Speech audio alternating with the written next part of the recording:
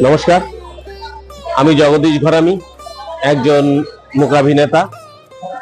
দীর্ঘ 25 বছর ধরে আমি মূকাভিনয়ের সঙ্গে যুক্ত এবং আমার একটি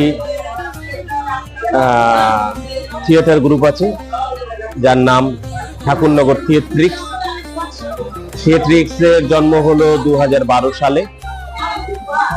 2012 থেকে আমরা মূকাভিনয় করে চলেছি। মূকাভিনয়ের সঙ্গে নাটক, নাচ, গান সবকিছুই আমাদের ওখানটা শেখানো হয়।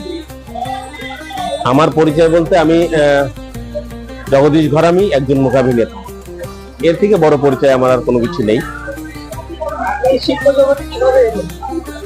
শিল্প জগতে আমি আসিনি, আমার মা বাবা আমাকে ঠেলে দিয়েছে।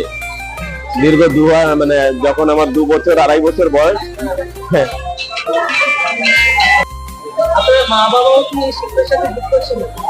মা বাবা এই শিল্পের সঙ্গে যুক্ত ছিল বলতে ওনারা ছোটবেলায়, মা তো খুব ভালো গান করতেন। বাংলাদেশ থেকে চলে আসে 67-68-তে এই দেশে আসার পরে তারপরে আর ওনারা কোনোদিন সেইভাবে আর শিল্পের সঙ্গে যুক্ত থাকতে পারেনি। বাবা ছোটবেলায় বাংলাদেশে বসে যাত্রা করতো, নাটক তো নয়, যাত্রা করতো। বাবা গল্প করতো যে বাবা যখন যাত্রা করতো দাদু এটা পছন্দ করতো না, মানে আমার ঠাকুরদা সেটা পছন্দ করতো না। পছন্দ না করার ফলে উনি কি করতেন, সকালবেলা দাদুর সঙ্গে সারাদিন কাজ করতেন মাঠে। দাদু যেই ঘরে শুতে চলে যেত, ওই রাত্রের বেলা চলে যেত রিহার্সালে। সারা রাত রিহার্সাল দিয়ে আবার ভোরবেলা ঘরে এসে নাঙ্গলটা নিয়ে বেরিয়ে পড়তো চাষের জন্য। এইভাবে তার জীবন গেছে। ওই জীবনটা ওনারা কোনোদিন বাঁচতে পারেনি, মানে ওই জীবনটা নিয়ে ওনারা চলতে পারেনি পথ, যার কারণে ছেলেকে ঠেলে দিয়েছে। আমাদের বাড়ির মধ্যে একমাত্র আমি থিয়েটারটা করি, আর কেউ করে না। এখন আমার ভাগ্নিরা আছে যারা করে, আর কেউ আমাদের। আমরা 5 ভাই বোন, 3 বোন 2 ভাই। আমি বড়, আর থিয়েটারটাই আমি করি, আর কেউ করে না আমার বাড়িতে। তারপরে এইভাবে থিয়েটার করতে করতে 2 বছর বয়সে প্রথম শুরু হলো আমার মালা ডাক বলে একটা থিয়েটারের ফিল্ড ছিল, যেটা ওই কিছু শিল্পীরা এসে একটা ঘাটি গাড়তো। ধরুন এই যে এইখানে বট গাছ ছিল, সেই বট গাছটা এখন নেই। মানে এই যে বিল্ডিং দেখতে পাচ্ছেন, এসব তখন ছিল না। আমাদের ছোটবেলার কথা বলছি, এখানে কোনো কিছুই ছিল না। ওই সামনে একটা বট গাছ ছিল ওই জায়গাটা, সেই বট গাছটা এখনো আছে বোধহয়। বট গাছটা বোধহয় এখন আছে। ওখানে রেল কোয়ার্টার ছিল, রেল কোয়ার্টার গুলো সব ভেঙে দিয়েছে, এখন ওই দোকানপাট হয়েছে। ওই জায়গাটায় একটা আসর বসেছিল। তার আগে আসর বসেছিল হলো ফুলবাজারে। না, এই জায়গায় আসর আগে বসলো, তারপরে গিয়ে ফুলবাজারে গেল ওরা। ওখানটা গিয়ে ওদের একজন অভিনেতা, মানে যে লক্ষণের অভিনয় করেন, তিনি আসেননি।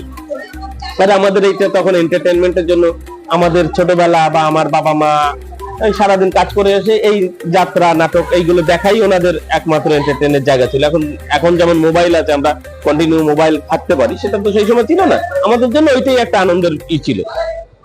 লক্ষণ না আসার ফলে ওই দলের সঙ্গে আমাদের খুব ভালো একটা রিলেশন হয়েছিল। মিন্স আমরা রেগুলার ওখানে যাচ্ছি আসছি, ঠিক আছে, চাল ডাল দিচ্ছে বাবা মা, মানে কথায় বন্ধুত্ব হয়ে গেছে। ঠিক আছে, বন্ধুত্ব হওয়ার পরে বাবাকে বলছে যে এরকম আমাদের লক্ষণ আসেনি, আপনি যদি আপনার ছেলেটাকে দেন তাহলে ও লক্ষণের চরিত্রটা করতে পারবে। বাবা না বুঝাই দিয়ে দিয়েছে। হ্যাঁ, আমাকে অনেক বড় কয়েকটা ডায়লগ বললো। বলতে পারবি? হ্যাঁ, বলতে পারবি ডায়লগ? তুই না বলতে পারবি তো? মানে হ্যাঁ। দাদা বলতে পারবি তো? হ্যাঁ। বলে যখন তোরে তীর মারবে তুই দাদা বলে শুয়ে পড়বি, দাদা বলে শুয়ে পড়বি। আমি ওই দাদাই বলেছিলাম, আমার মনে আছে ওইটুকু। তারপরে যখন চোখ খুলেছে তখন দেখছি সকাল হয়ে গেছে, বাড়িতে শোয়া। লক্ষণের শক্তিশাল হচ্ছে, লক্ষণকে শক্তিশাল মারার পরে ওদের পরে ঘুমিয়ে মানে শুয়ে পড়তে হয়। আর ওদের একটা জিনিস ছিল, ওই শক্তিশাল লাগার সঙ্গে সঙ্গে ওই জায়গাটা ওরা স্টপ করে দিত, স্টপ করে দিয়ে মালা ডাকতো। ধরুন মালা ডাক মিন, এখন অনেকেই দেখেননি মালা ডাক কাকে বলে।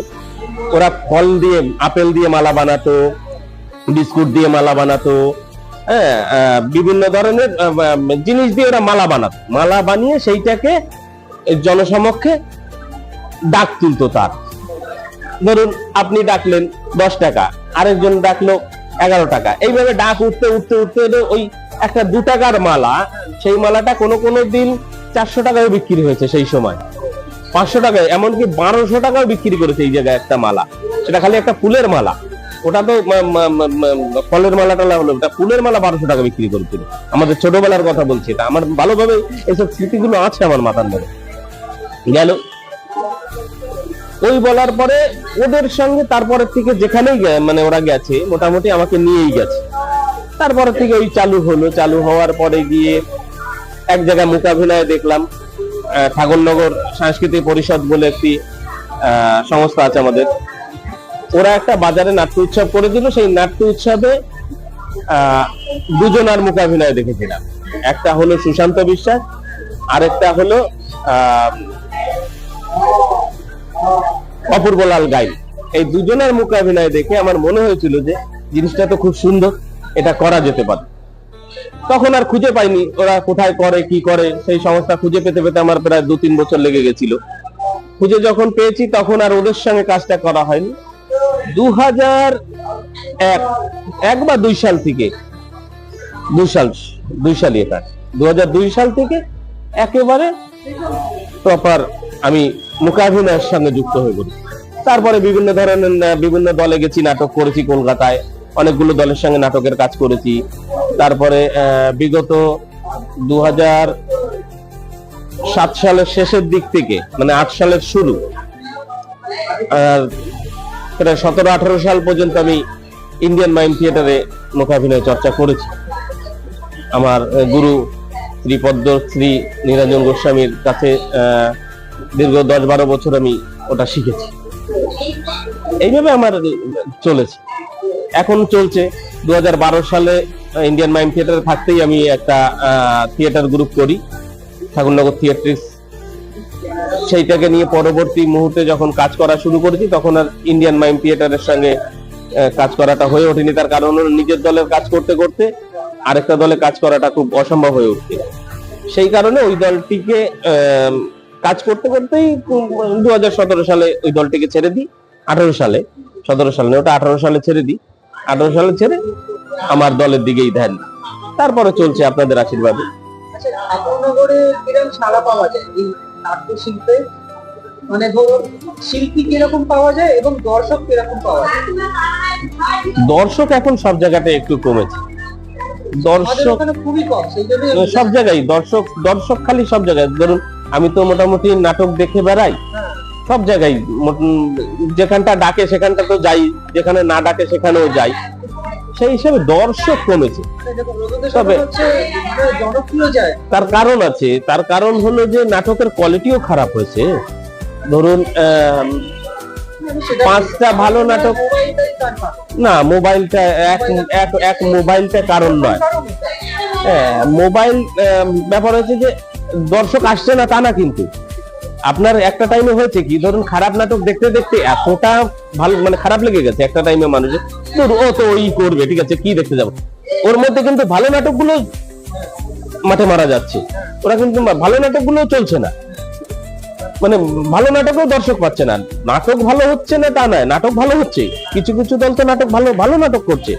আমি তো দেখেছি, আপনি শহরের থেকে এখন গ্রামের যে দলগুলো আছে তারা কিন্তু ভালো নাটক করছে, কিন্তু ওই মানে দর্শকের ওই মনোভাবে ওই চলে এসছে হয়তো। তারপরে মোবাইল তো আছেই, ধরুন মানুষ এখন সবকিছু শর্ট চায়, 1.5 ঘন্টার নাটক কেউ দেখতে চাইছে না, 40 মিনিটের উপরে হলে তাই সিটে বসেই নাড়াচাড়া শুরু করতে, যে ভালো লাগছে না, এবার একটু উঠে বাইরে গিয়ে মোবাইলটা দেখতে না পারলে ভালো লাগবে। এটা দেখেছি আমি, এবং বড় বড় হলে দেখেছি এই গরমের সময় যদি ফ্রিতে নাটক হয় তারা এসে এসির মধ্যে ঢুকে ঘুমিয়ে পড়ছে। এটা আমার নিজের দেখা, এটা অভিজ্ঞতা বলছি, ঠিক আছে? মানে এটা এসির হাওয়াকে ঘুমানোর জন্যই এসছে, এরকম দর্শকও আছে। তবে আমাদের এদিকেও দর্শক কমেছে। আমাদের এদিকে শিল্পী বলতে কি বলবো, নতুন ছেলে মেয়েদের খুব অভাব, নতুন ছেলে মেয়েদের অভাব। কেননা আমরা যেভাবে শেখার আগ্রহে নাটকটা করে বেরিয়েছি পাগলের মতন, এখন আর সেটা নেই। এখন সব ফ্রিল্যান্সার হয়ে গেছে। নাটক শিখুক চাই না শিখুক, কার কাছে কাজ করেছে দরকার নেই, কিন্তু ফ্রিল্যান্সার। আমাকে টাকা দেবেন তো? আগে ফোন করলে বলছে টাকা দেবেন তো, ও কি জানলো সেটা আপনাকে বলবে না, টাকা দেবেন তো। এইভাবে চলছে। শিল্পী তৈরি হওয়াটা খুব মুশকিল। হচ্ছে না তা না, হচ্ছে না হলে থিয়েটার চলছে কি করে, সিনেমাগুলো চলছে কি করে? আছে যারা এই কি বলে, কি বলবো ওকে, পয়সার মোহ ছেড়ে যারা থিয়েটারটা করবে বলে এসছে, তারা কিন্তু থিয়েটারেই থাকছে, আর তারা আজীবন থেকে যাচ্ছে। এই যারা পয়সার মোহে আসছে, ফ্রিল্যান্সার হয়ে যাচ্ছে, তারা দেখবেন যে দুদিন পরে তাদের খোঁজ পাবেন না। আমার একজন, নিজেরই বলছি, রবীন্দ্র ভারতের একটি ছাত্রী, সে আমার একটা নাটকে কাজ করার পরে আমি তাকে দ্বিতীয়বার যখন ফোন করেছি, বলছে দাদা আমি এখন মেকআপের কাজে ঢুকে গেছি। নেই, মানে অভিনয়টা আর নেই, মেকআপে চলে গেছে। তার কারণ ওর কিন্তু খারাপ, মানে শিল্পেই আছে কিন্তু পয়সাটা দরকার ছিল, ও পয়সাটা যেখানটা বেশি ইনকাম সেখানটা চলে গেছে, ঠিক আছে?